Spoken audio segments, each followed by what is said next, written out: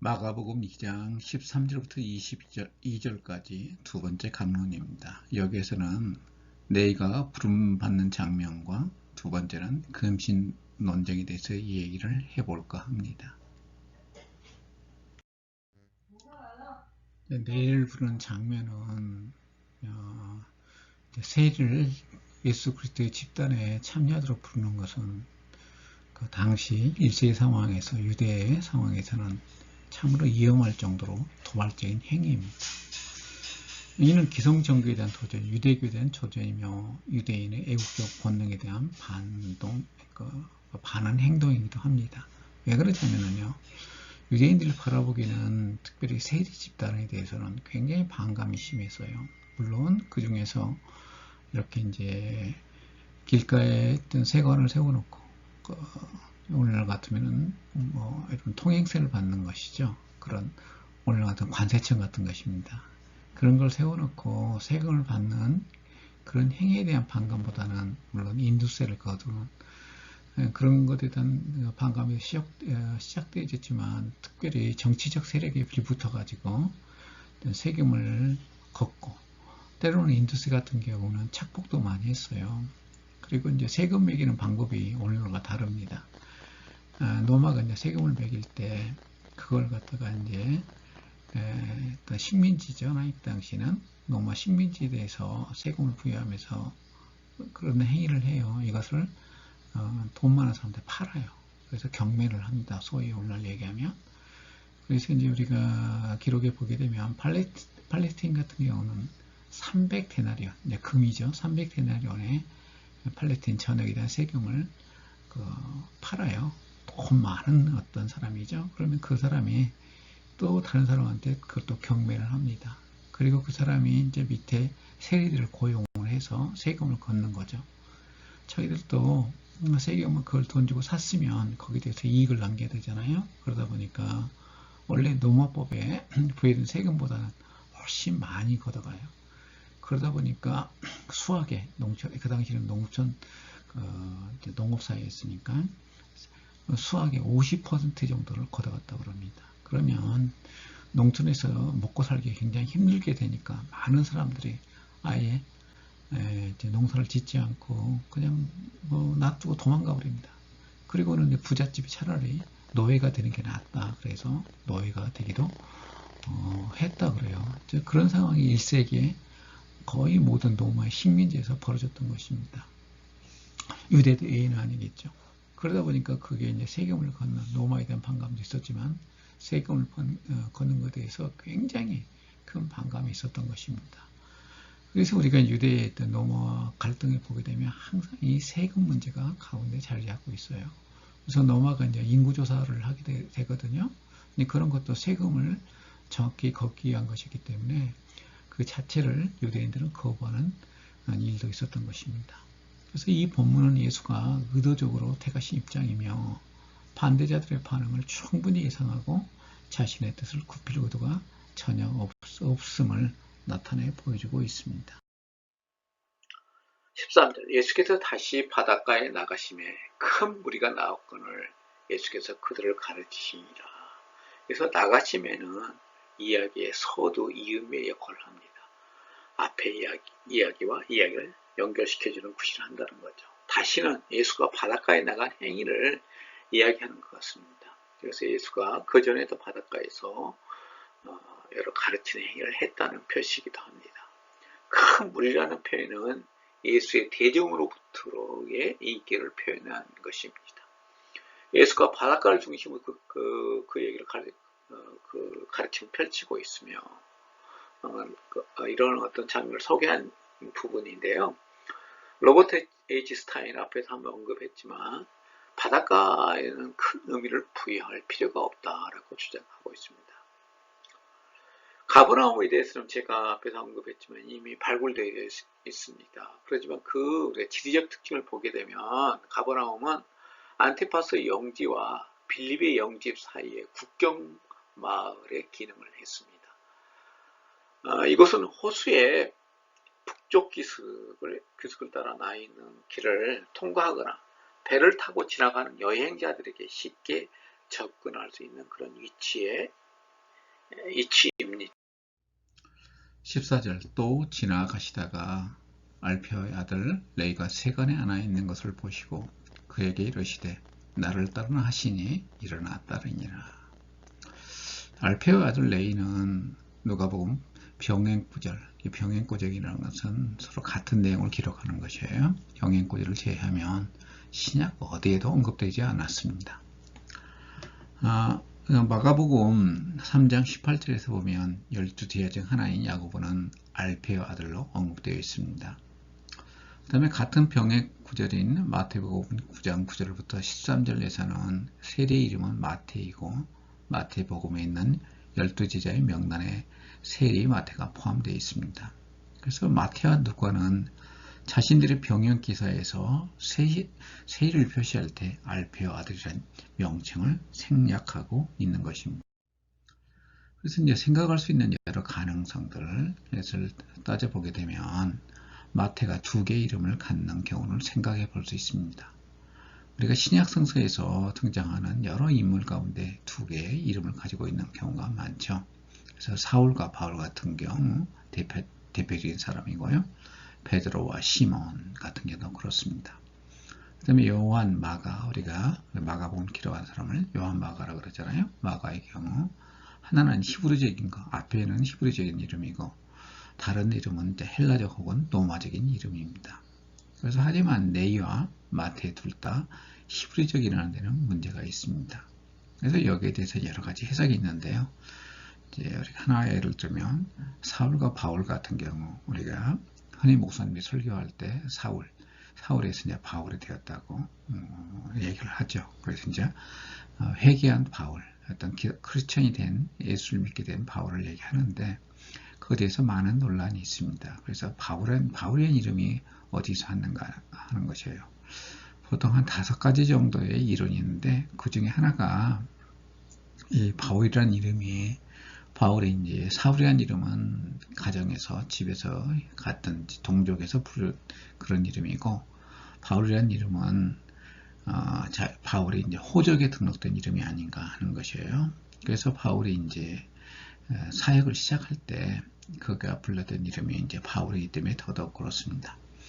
자, 우리가 이제 마태에 관한 레이에 관한 이야기를 다시 돌아와서 생각해 보면 또 다른 가능성은 레이와 야고보가 형제일 가능성이 있다는 것입니다. 두 사람이 다 알페오 아들이라는 수식어가 있기 때문입니다. 레이는 아마도 통행세를 징수하는 세리였을 것입니다. 유대인들이 죄인으로 여기며 싫어했던 세리는 인두세를 거두는 세리였습니다.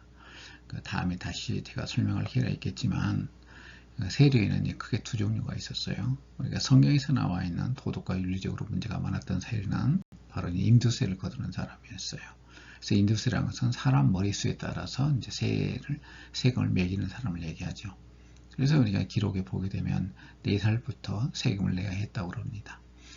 아마도 그는 다메섹에서 가버나움을 거쳐 가이사랴에 이르는 통상로에서 여행자들이 이제 그 자체가 그런 거죠. 그 다음에 지금 레이가 이제 세금을 걷는 그 자리를 얘기하는 거죠. 그래서 여행자들이 자주 다니는 해변길에 있는 통행료 징수소에 고용인으로 일을 했던 것 같습니다.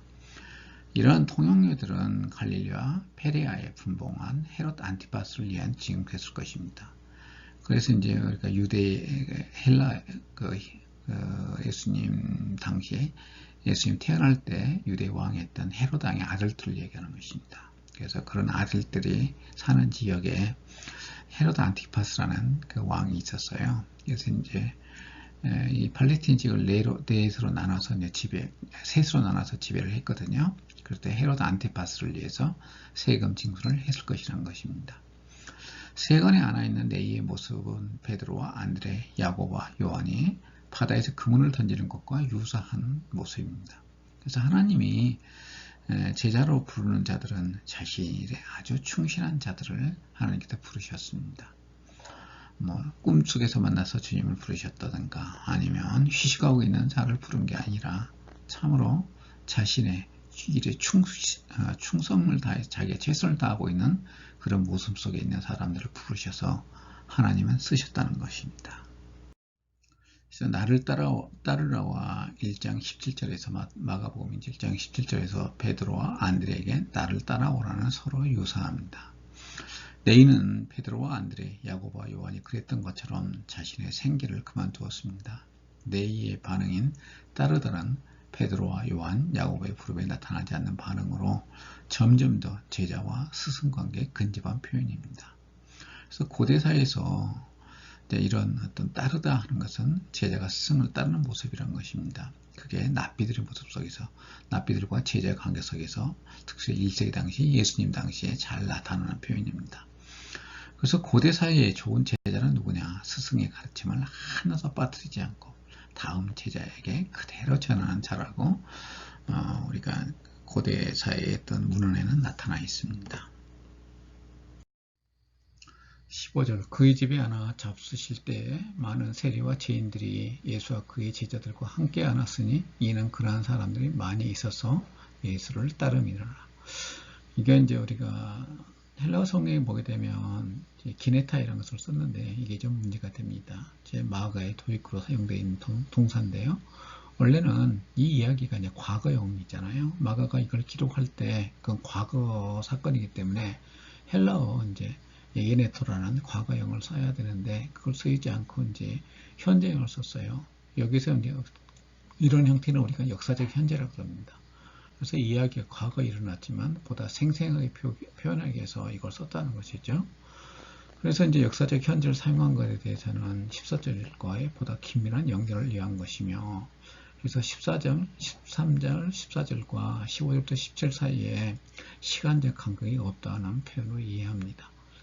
그런데 이제 이런 이야기도 있지만 이게 사실 여러분들이 마가복음이라는 게 이제 과거에 어떤 교부들의 전언, 우리한테 알려진 기록에 따르면 원래는 베드로가 설교했던 내용을 갖다가 마가가 이제 통역을 했잖아요. 제가 이제 처음 시작할 때 얘기를 했었는데, 그래서 이제 마가가 베드로의 통역사였기 때문에 베드로 했던 이야기를 갖다가 자기가 통역을 했고 그걸 갖다가 여기에 이제 예수님에 관한 이야기를 베드로가 전해주는 것 같다 여기에 이제 담았다 하는 게 전통이에요. 그런데 베드로라는 사람 자체가 상당히 헬라에 대한 무지하고 어떤 표현 자체가 좀 거칠고 그러죠.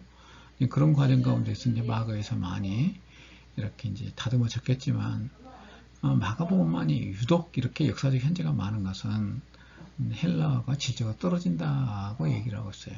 그러면 마가가 헬라어를 못 썼다는 의미보다는 원래 원본 베드로의 이야기가 너무나 이야기가 너무나 거칠었기 때문에 이런 표현들이 많이 등장한다라고 학자들은 얘기합니다. 여기서 예수는 네이의 식사에 초대하는 이제 네이의 식사에 초대받죠. 네이의 제자됨을 축하하게 한 것으로 여겨집니다. 그래서 아나스니는 비스듬히 누워있는 모습이고 이런 자세는 잔치임을 보여줍니다. 잔치에 초대된 손님들은 손밑에 쿠션을 낀 채 비스듬히 음식을 놓여있는 식탁을 마주하며 식사를 하곤 했습니다. 근데 여기에 논란이 좀 있어요. 여기서 예수님이 앉는 자세가 세머적인, 히브리적인 그런 자세냐, 전통이냐, 아니면 로마적인 전통이냐 하는 것입니다. 그래서 식사 자리에 대한 논의에서 예수와 다른 이들과의 식사 자리를 만일 그리스 로마 방식으로 따랐다면 가운데 놓인 식탁 주변에 긴 의자 위에 기대어 앉았을 것입니다. 그래서 디귿자로 놓여 있어요. 또한 주인을 중심으로 디귿자 모습을 취했던 것입니다. 그래서 세리들은 미시나 바벨로니아인들의 탈무드에 명기되어 있는 여러 종류의 멸시받는 직업 중에 하나였습니다. 세리들은 이방인들과의 빈번한 교제로 인하여 경시되기도 하고 그들에 대한 나쁜 평판이 그들의 부정직에 기인하기도 하였습니다. 세금 걸어서 착복했다는 이야기예요. 죄인들이란 용어는 아주 수치스러운 일로 간주되는 직업. 우리가 탈무드에 보게 되면 낙타를 모으는 사람, 가죽을 무소질하는 사람, 배짜는 사람, 고리대금업자, 세리 등의 종사함으로써 의식적으로 부정한 것으로 간주되는 자들을 의미할 수 있지만 이 본문에서는 여기에서는 도덕적으로 부정한 간통을 범한 자들, 도둑, 신성을 모독하는 사람, 살인자들은 의미할 가능성이 큽니다. 그런데 이제 바리새파 입장에서 볼 때 이들은 제의적인 율법에 따라 사는데 실패한 사람들, 소위 땅의 사람을 의미합니다. 그래서 우리가 이제 헬라어 토이스, 마세타이스, 아우트, 그 다음에 에산, 카르, 폴로이, 카이, 에클로수스, 아우터 보면은 예수의 제자들이 많았고 그 많은 이들이 예수를 따랐다고 이해 가능합니다.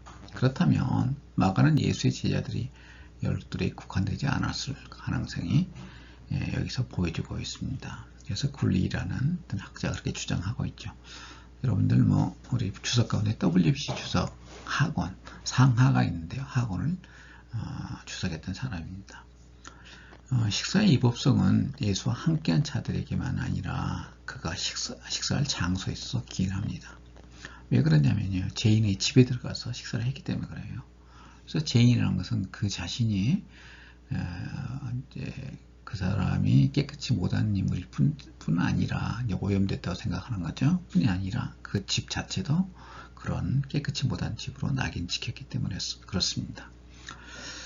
그다음에 우리가 좀 이제 논란이 많은 주장이긴 하지만 레위는 인두세를 진수하는 세례처럼 유대인의 집에 들어가지 않았으므로 제의적인 불결이 아니었기 때문에 예수가 레위 집에 들어간 것은 제의적 정결성을 어긴 것은 아니라 도덕적 자세에 대한 의구로 해석하는 자도 있습니다. 16절 바리새인의 서기관들이 예수께서 죄인비 세린들과 함께 잡수신 것을 보고 그의 제자들에게 이르되 어찌하여 세리비 죄인들과 함께 먹는가. 여기서 이제 서기관이 어떤 종교적 당파의 해운을 가리키는 것은 아니지만 많은 서기관들이 이제 바리새인들 속에서 나왔어요. 왜 그러냐면 바리새인들이 전문적으로 성경을 연구하는 그런 사람들, 그런 그룹에 속했거든요. 그래서 바리새인들의 이름은 구별된 자들이라는 의미를 가지고 있지만 무엇으로부터 구별된가에 대해서는 명확하지 않습니다. 그래서 이들은 유대의 세 당파 중 가장 영향력이 있는 당파임에는 틀림이 없습니다. 그래서 이들의 기원은 2세기, 이제 BC 2세기죠. 하시딤에서 시작된 것으로 추정됩니다. 그래서 이제 이 유대인들의 이제 하시딤이라는 것은 유대인들이 이제 2세기경에 2세기 중반에 BC 167년에 그리스 사람으로 독립할 때 주류를 이뤘던 그들의 이제 다음에 이제 마카비 왕조가 형성되어지는데 가장 결정적인 역할을 했던 사람들이 바로 이제 하시딤입니다. 그래서 이들은 죽은 자들의 부활, 이제 바리새인을 얘기하는 거죠. 죽은 자들의 부활, 천사와 마귀의 존재, 예정과 자유의지, 오경과 더불어서 모세 오경을 얘기하죠. 오경과 더불어서 9점 율법들을 받아들였습니다. 이제 사두개파의 영향력은 우리가 이제 유대의 정파 중에 4개 정파 중에 하나가 이제 대표적인 것이 바리새파 사두개파가 있는데요. 사두개파의 영향은 성전이었고 바리새파의 영향력 중심은 유대인들이 사는 곳에서 어디나 세워져 있던 회당이었습니다. 그래서 사두개파들은 주로 이제 대제사장을 중심으로 제사장 그룹들을 얘기합니다. 그래서 주 70년 예루살렘 성전이 파괴되잖아요. 이후 사두개파의 영향력은 상실해 버렸습니다. 왜 그러냐면 성전이 없어져 버리기 때문에 그들이 영향력을 발휘할 수 있는 그 장소 자체가 본래 원천적으로 사라져 버린 거죠. 그렇지만 바리새파는 유대인들의 삶의 중심으로 영향력을 발휘했던 이유는 바로 유대인들이 그 다음에도 회당 중심으로 모여서 율법 중심으로 예배를 드리고 그리고 거기에서 이제 공부도 하고 하는 그런 일을 했기 때문에 그렇습니다. 그래서 이제 유대인들이 사는 곳에는 항상 바로 이 회당이 세워졌던 것이죠. 그래서 바리새인들 입장에서는 예수는 식탁 신교와 정결한 음식과 부정한 음식에 대한 규례들을 무시함으로써 제의적인 신성 모독을 범하고 있다고 봤던 것입니다. 그래서 하지만 다른 사람들과 식사를 함께 한다는 것은 평화와 신뢰와 형제와 우애의 제공이었으며 인생을 함께 하는 것이었습니다. 우리말에도 식구라 그러죠. 식구, 밥을 같이 먹는 어떤 사람이라는 의미에서 우리가 식구라는 얘기하는데 이 식사교제가 성경에서 굉장히 우리 신약성서에서 굉장히 중요한 것으로 등장합니다. 인류 역사에서 항상 그렇습니다. 예수께서 들으시고 그들에게 17절입니다. 이르시되 건강한 자에게는 의사가 쓸데없고 병든 자에게라 쓸데있느니라. 나는 의인을 부르러 온 것이 아니요 죄인을 부르러 왔노라 하시니라. 첫 번째 진술에서는 건강한 자와 병든 자에 관한 격언적, 그러니까 이제 우리말에서 격언이 많이 있잖아요. 그런 격언적 형식의 은유가 사용되고 있습니다. 두 번째 진술에서는 의인과 죄인들에 관한 변증법적 부정 형식이 사용되었습니다. 이러므로 이렇다는 변증법이라고 합니다. 그래서 건강한 자와 병든 자, 이런 진술은 그리스 세계에서는 아주 흔한 표현 중에 하나입니다. 그래서 병든 자를 치료하고 죄인들을 용서하고 세리와 죄인들에게 식탁 친교를 제공하는 것은 예수의 사역에서 중요한 의미를 갖는다는 것입니다. 그래서 오늘날 우리 특별히 한국교회가 그렇게 식탁 교제를 즐기는가 합니다. 그런데 코로나 때문에 못하죠. 코로나19 때문에 그런 행사도 요즘에 잘 하지 못하고 있는데 아무튼 식사교제는 그렇게 아주 중요한 의미를 갖는다는 것입니다. 이 진술 자체는 의사보다는 환자의 강조점을 두고 있습니다. 그래서 예수의 관심은 공경에 빠져 있는 사람들이었습니다. 이것은 구원의 날에 대한 하나님의 약속에 이제 내재하는 그런 주제 중에 하나입니다. 그러나 이것은 건강한 자를 무시한다는 뜻은 결코 아닙니다. 그래서 하나님의 관심과 예수의 관심은 모든 사람들이 건강해지는 데 있다는 것입니다. 하지만 건강한 자들 중 어떤 이들은 병든 자를 향한 예수의 사역에 대한 태도에서 자신들이 내재하는 아주 내적으로 병들어 있는 그런 모습을 보여주기도 합니다. 이야기를 그 강의를 요약해 보겠습니다. 14절은 예수의 가르침은 어디에나 계속되었던 걸 얘기하고 있고요. 13절은 그렇고 14절은 내인은 마태와 동일한 인문인 사도 중 하나로 알려져 있습니다. 문제는 제자를 부르는 방식은 마가복음 1장 16절과 20절과 유사하나 대상, 직업이 다른 데 있습니다. 내 직업이 세리이고 세리는 당시 유대인들에게는 불의의 상징처럼 여겨졌습니다. AD 60년 이후 AD 60년이 아니라 AD 6년 이후 유대는 로마가 직접 조세를 부과했지만 나사렛은 헤롯 안티파스가 세를 부과했습니다. 너희가 유대인들이 매국노로 취급했던 로마의 인도세를 거둔 일을 하지 않았을 것입니다. 16절에서 서기관의 비판에 예수의 응답은 자신의 사명에 관련되어 있습니다. 17절에서 예수와 당시 유대 상류층과는 섞일 수 없는 차이가 존재했습니다. 예수의 온 목적은 죄인을 구원하는 데 있었습니다. 용서받는 공동체 설립이 예수의 목적이었기 때문입니다. 두 번째 에피소드인 금식 논쟁에 대해서 얘기를 해보고자 합니다. 이 기사는 이 근본 의미가 동일한 5개의 갈등 기사들, 2장 2절부터 3장 6절까지 나와 있는 핵심이 놓여 있습니다. 가운데 놓여 있다는 거죠. 다른 2개의 근접 기사들과 관계는 통상 먹는 것, 금식하는 것에 관한 유대인들의 실천 원리를 보여주는 데 있습니다. 이 3장면 모두 예수의 제자들과 함께 있음에 초점을 맞추고 있으며 스승과 제자의 상호 책임에 근거하고 있습니다. 금식 논쟁에서 보여주는 것은 예수 운동은 엄숙함이 아니라 축제라는 특징을 가지고 있습니다. 금식은 자기 자신 집단의 우월성을 나타내는 은밀한 행위였습니다. 예수는 이곳에서 종교적 규칙 준수라는 차원에서 경쟁이 아니라 그의 제자들의 종교적 전통적 유형들을 대시하는 새 관점의 대표라고 주장하고 있습니다.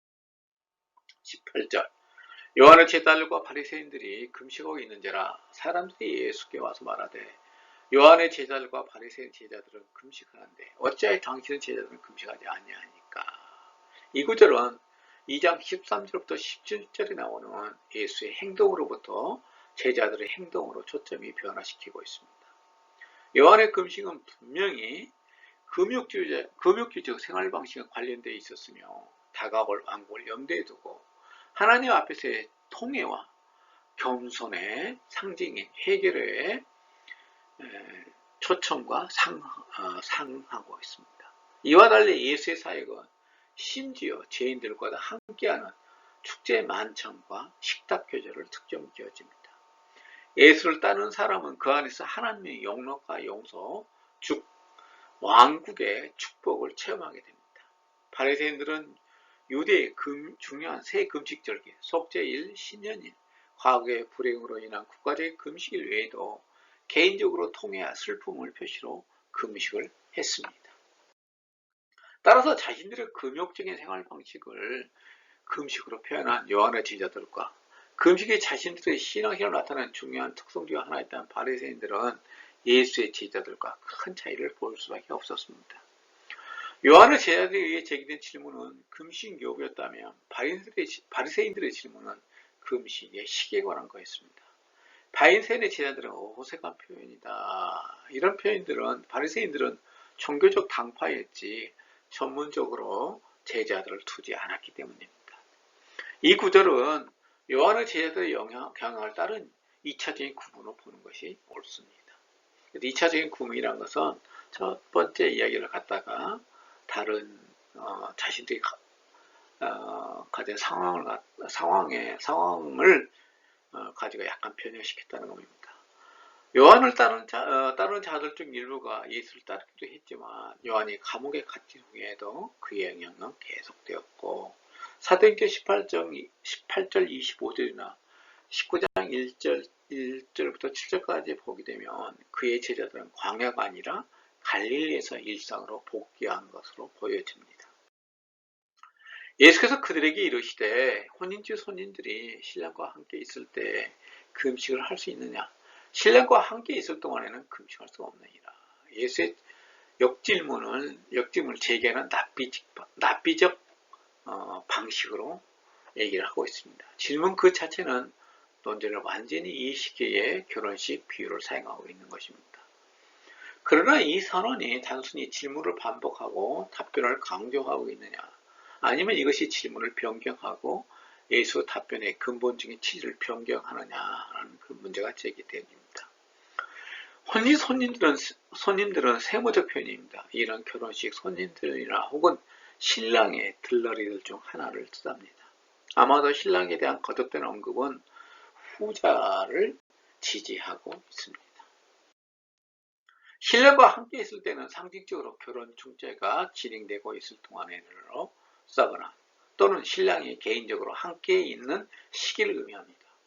이 구절을 해석적 하나로 여호와의 신부로서 이스라엘에 대한 구약 성경의 비유적 표현에 뿌리를 내리고 있는 결혼과 결혼잔치의 상징이 유대인의 희망에서 등장하고 있습니다.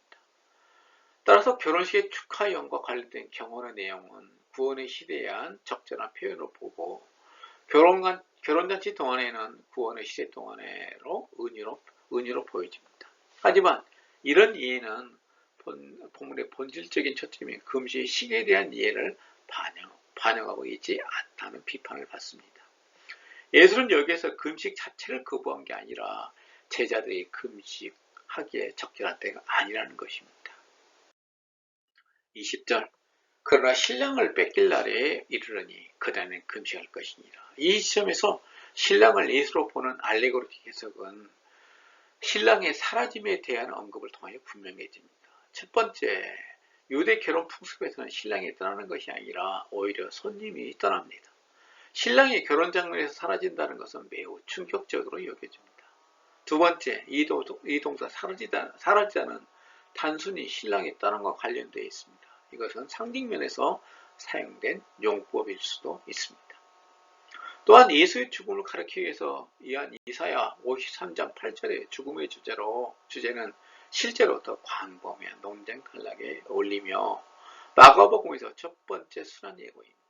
더욱이 죽음, 장례, 애통은 신랑과 결혼식과 흥겨운 축하 잔치도 대조됩니다. 어쩌면 예수님의 죽음에 대한 예고일 수 있다는 것.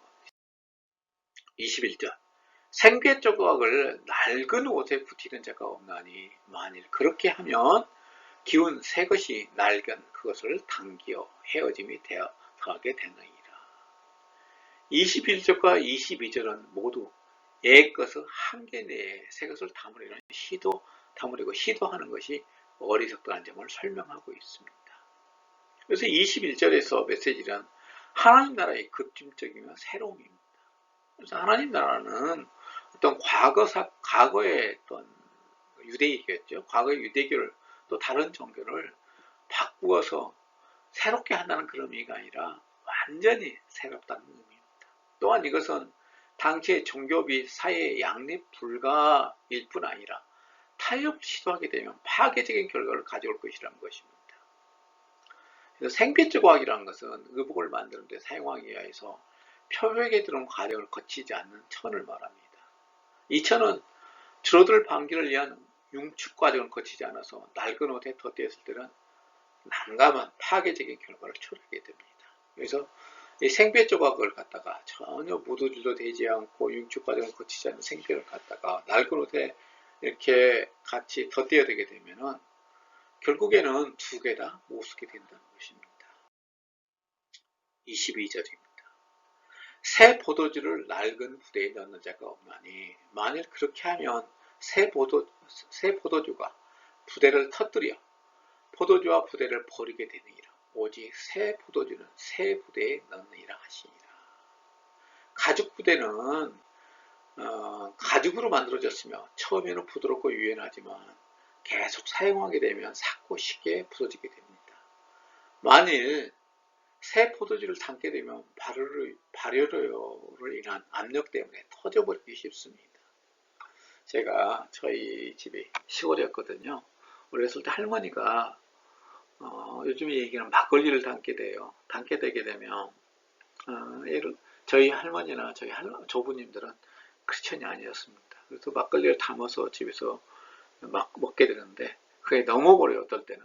그러면 이렇게 항아리를 넘쳤던. 그래서 시골 그 집에 아래목에다가 그 막걸리를 만들어 가지고 위에다 이불을 뒤집어 씌워 놓거든요. 그런데 여기 발효가 되어 가지고 넘치는 그런 데가 그런 장면을 본 적이 있습니다. 그래서 새 포도주를 담게 되면 발효를 해서 압력 때문에 터져버린다는 것이죠.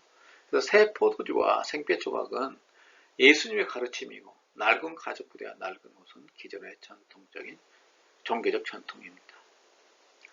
그래서 22절까지 이야기하면서 예수를 억누르려는 유대교의 시도는 이미 쓸데없음이 입증되었고 예수를 따르는 자들이 이런 압력을 극복할 준비를 갖추어야 한다는 그런 메시지입니다.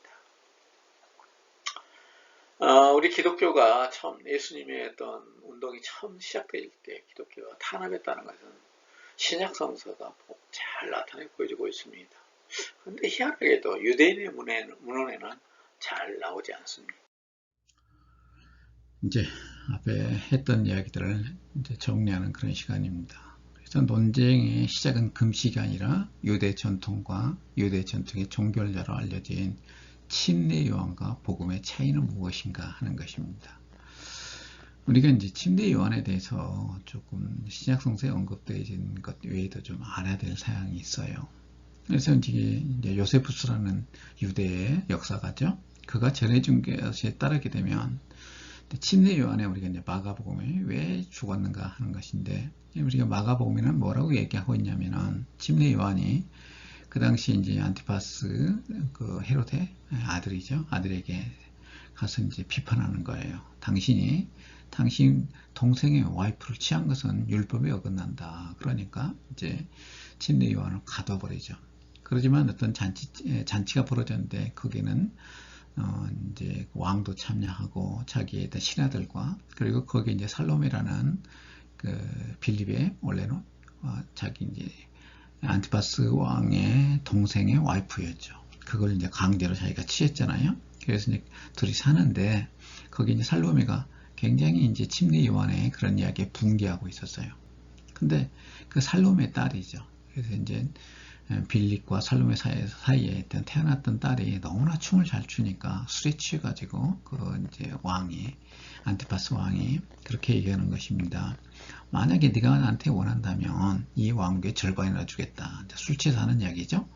그러니까 그 딸이 자기 어머니한테 가서 물어보는 거예요. 어머니 무엇을 구할까요? 그랬더니 침례 요한의 머리를 구하라. 그래가지고 침례 요한의 머리를 주라고 달라고 얘기합니다. 그래서 이제 침례 요한이 결국에는 안티파스 왕은 굉장히 갈등을 겪었지만 그래도 어쩔 수 없이 자기가 그 신하들 앞에서 했던 이야기 때문에 만약에 이제 왕이 그것을 거둬들이게 되면 그걸 지키지 않게 되면 왕의 권위가 이제 추락하게 되잖아요. 그래서 이제 결국에는 침례 요한을 이제 목베어 죽이는 이야기가 마가복음에 나타나 있습니다. 그런데 요세푸스에 따르게 되면 그게 아니라 침례 요한의 인기가 너무나 사람들이 인기가 좋아가지고 인기가 이제 좋고 사람들에게 열광하게 되니까 바로 안티파스 왕이 자신의 왕권에 대한 위협 때문에 그를 죽였다라고 요세푸스의 기록에는 나타나 있습니다. 그리고 요세푸스는 뭐라고 얘기하냐면 이 안티파스가 결국에는 그 왕에서 쫓겨나게 되고 죽게 되잖아요. 그런데 그것이 바로 이 침례 요한을 죽였기 때문에 하나님께서 징계라라고 얘기를 하고 있습니다. 그게 이제 세속 사가들의 이야기와 이제 성경과의 차이입니다. 자, 여기에 대해서 무엇이 옳은가 하는 것이 중요한 게 아니라 어떤 침례 요한의 이제 죽음을 가지고 바라보는 관점의 차이라는 것을 우리가 그 성서적 관점과 세속적인 관점의 차이라는 것을 우리는 알아야 됩니다. 세상 사람들은 모든 것들을 일석이당에서 정치적 문제를 해결했어요. 그런데 성경은 하나님의 관점, 영적 관심이죠. 그런 예수 그리스도의 관점에서 해석하고 있는 것입니다. 자, 그 다음에 우리가 침례 요한에서 두 번째로 알아야 될 것 중에 하나가 침례 요한의 인기가 굉장히 좋았습니다. 그래서 우리가 사도행전에 보게 되면 침례 요한이 죽고도 이제 사도행전에서 침례 요한의 제자들을 만나는 그런 장면이 있어요. 그들이 이제 얘기하는 것 중에 우리들은 침례 요한의 침례밖에 모른다 그런 얘기를 하고 있죠. 그만큼 침례 요한이 죽어도 침례 요한을 따르는 무리가 있었다는 것이고요. 우리가 기록해 보게 되면 AD 3세기경까지도 그런 침례 요한을 따르는 무리들이 있었다고 그럽니다. 그래서 우리가 이제 특별히 요한복음 같은 경우는 거기에 대해서 침례 요한에 대해서 다른 공간복음서 마태, 마가, 누가와 달리 좀 관점이 달라요. 그래서 우리가 이제 요한복음을 여러 가지 사항이 있지만 반침례 요한의 복음서라는 그런 이름도 있는 것입니다. 그 다음 유대인들은 율법의 규정에 금식을 넘어선 행위, 즉 자신들이 다른 사람들보다 율법을 보다 잘 준수한다는 사실을 보여주기 위하여 금식을 행하고 있습니다. 그래서 남을 보여주기 위한 금식이라고 얘기를 하고 있죠. 그래서 우리 이제 제가 섬기는 강남중앙침례교회 그 담임 목사님이 몇 주 전에 설교하면서 그런 이야기를 하더라고요. 바리새인들은 사람들 앞에서 이제 자기 자신의 이제 기도하는 모습, 금식하는 모습을 보여줘야 되는데 이제 유대인들의 전통에 따르게 되면 이제 금식할 때는 죄를 뒤집어 쓰잖아요. 그리고 이제 옷을 아주 거친 옷을 입습니다. 그리고 나서 그걸 찢어요. 그런데 그런 것을 가르쳐 주는 것도 있었다는 거죠. 옷을 어떻게 하면 큰 소리 나게 옆에 사람들이 깜짝 놀라게 찢는가. 그래서 쫙 찢어지는 그런 방법까지 전수했다는 기록이 있다고 그러는데 저는 아직 그런 기록은 주석서나 다른 어떤 문헌에서 본 적은 없습니다만 모르겠습니다. 하나님의 도래는 즐거움과 축하이지 결코 치운한 금욕주의는 아니라는 것입니다. 그래서 이제 요즘에 제가 인터넷에서 특별히 유튜브를 많이 좀 보고 있습니다. 유튜브를 보니까 요즘에 이제 고난에 대해서 얘기하는 것들도 상당히 인기가 있더라고요. 근데 고난 자체가 기독교의 목적은 아닙니다. 저 자신도 이제 많은 어려움을 겪으면서 주님 왜 내게 이런 고난이라고 질문할 때도 많이 있지만 우리가 이제 알아야 될 것 중에 하나가 기독교인들은 고난을 넘어서 즐거움을 갖는 자입니다. 그래서 우리가 신앙 안에서 성령 안에서 고난을 극복하고 그 다음에 어떤 즐거움, 하나님이 주는 즐거움으로 축하하는 그것을 즐기는 것이 바로 기독교에 얘기하는 바로 이제 고난에 가는 문제고 그 삶의 태도인 것입니다. 그래서 결코 어떤 치문한 그 상황에 놓여 있는 것, 그것을 우리가 금욕주의라고 하는데 그 안에 머물는 것은 기독교적인 것이 아니라는 것입니다. 이 본문에서 금식 자체를 부인한 것이 아니라 금식하는 때가 아니라는 것입니다. 그래서 때에 관한 문제예요. 그래서 예수님과 같이 있는 동안에는 제자들은 금식할 수 없지만 예수님이 이제 죽게 되면 십자가 지게 되면 이방인에 의해서 죽게 되면 유대인들의 고소해서 예수님이 이제 죽게 되잖아요. 그러면 제자들도 금식할 것이다 하는 것입니다. 18절에 보면 요한의 제자들이 요한 사회의 의도적 견적을 회개하는 것으로 보여집니다. 그죠? 그래서 이제 요한의 제자들이 자기 스승을 잃어버리고 난 다음에는 어떤 유대인들이 그들에게 가르쳤던 금식하는 것들, 그 다음에 여러 가지 유대인의 행습을 행색으로 돌아서지 않았는가 하는 그런 의심을 보여주는 것이 바로 18절의 내용입니다. 그 다음에 19절을 보게 되면 결혼 비유의 초점은 새로운 시작과 기쁨, 그리고 결혼이 아니라 신랑이다 하는 것입니다. 그래서 우리가 여러분들 이제 성경에 몇 군데 이제 휴거에 관한 이야기 나오잖아요. 성경에 이제 휴거라는 용어가 없다는 것은 다 아실 거고, 우리가 이제 들림 받잖아요. 주님이 오시게 되면. 그래서 우리가 공중에서 예수님과 이제 어린 양과 이제 혼인잔치를 벌인다고 그러는데, 어린 양의 혼인잔치에 우리가 초대받아서 거기 가게 되죠. 그런데 거기에서 어떤 초점이라는 게 거기에 참여하는 어떤 백성이 아니라, 어떤 하나님 예수 그리스도를 믿는 그런 백성이 아니라 바로 주인공은 신랑이라는 것입니다. 이 땅에서 우리가 복음서에 나타나는 예수님에 관한 신약성서에 얘기하는 예수님도 주인공은 예수님이지 결코 그걸 따르는 제자들이거나 또 거기를 따르는 무리들이 결코 아니었습니다. 군중들이 주인공이 아니라 예수 그리스도가 초점이라는 것이에요. 그래서 여러분들이 성경에 가장 중요한 신구약 성경 전체를 통해서 가장 중요한 것은 바로 우리가 신학적으로는 기독론이라고 합니다. 그것은 예수 그리스도가 주인공이라는 이야기죠. 그 다음에 20절부터 21절에는 두 비유는 복음의 전통과 양립할 수 없다는 주장입니다. 그래서 우리가 기독교는 그 당시 유대교와 양립할 수 없어요. 또한 세상과도 양립할 수 없는 것이 기독교입니다. 참 예수 믿게 되면은 세상과 나를 비교해 보려면은 우리는 너무나 초라하고 세상 기준으로 우리를 바라보게 되면 너무나도 힘이 듭니다. 그렇지만 기독교 안에 내재되어 있는 우리가 기독교적 가치관으로서 바라봐야 되는 것이죠.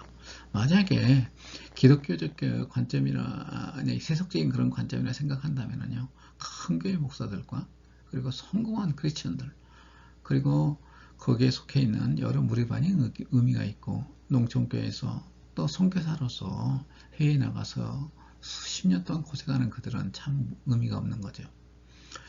우리 이제 기독교 역사 가운데 율리안 캐리라는 사람이 있어요. 이 사람이 이제 인도에 가서 선교했던 사람인데 6년 동안 두 사람이 어떤 회심자를 얻었다고 그래요. 그래서 그 이후에 이제 윌리엄 캐리가 했던 업적은 어마어마합니다만은, 그래서 우리가 근대 선교사의 아버지라 불리고 해요. 그래서 이제 저기 미국의 남부 미시피 가게 되면요, 거기에 윌리엄 캐리 유니버시티가 있습니다. 그 이름을 따라서 이제 그 이름을 따서 이제 학교 이름을 지었는 거죠. 근데 미시피시에서 가장 좋은 대학이에요. 한국에는 별로 안 알려져 있죠.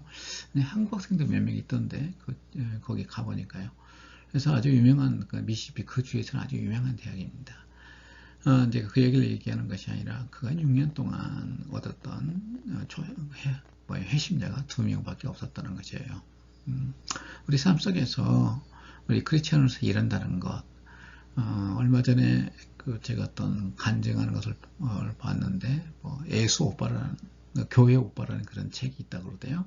근데 그 책의 주인공인 사람이 어떻게 죽었냐면은 이제 대장암으로 죽었어요. 근데 맨 처음 대장암이 이제 이렇게 발견되어지는데 말기였다 그래요. 초기도 아니고 중기도 아니고 말기, 더 이상 선술 수 없는 그런 대장암이 발견된 거죠. 그런데 수술하고 나서 다시 이제 회복된 게 아니라 다시 그게 이제 재발해 가지고 결국은 죽게 됩니다. 근데 그가 그 마지막으로 했던 것 중에 하나가, 마지막에 자기 이제 와이프에게 해줬던 그런 이야기가, 젊어요. 40대 초인가요? 30대 후반인가 그럴 거예요. 근데 그분이 집사님이 죽으면서 했던 이야기가, 세상에는 아주 찬란한, 아주 잘 돼서 성공해서 하나님께 영광을 돌리고 하나님의 그 영광을 받은 사람도 있지만, 어떤 사람은 고난받고 그런 고난 중에서도 하나님을 향한 믿음을 끝까지 지켜가는 모습을 통해서 하나님의 영광을 받으시기도 한다. 그런 얘기를 하더라고요. 우리 삶 속에 그렇습니다. 우리가 세상에서 사는 사람 보기에도 참 훌륭하고, 그 다음에 많은 사람들이 저렇게 되기를 원하는 그런 삶을 통해서 하나님의 영광을 받기도 하지만, 때로는 하나님께서는 어려운 환경 속에서도 꿋꿋하게 하나님을 향한 믿음과 그리고 감사를 잃어버리지 않은 자를 통해서도 하나님의 영광을 받으신다는 사실을 잊어서는 안 되겠습니다. 자, 우리가 이렇게 해서 이제 두 번째를 마쳤고요. 제가 이제 세 번째는 조금 있다가 좀 시간 사이를 두고 올릴지 모르겠습니다. 감사합니다.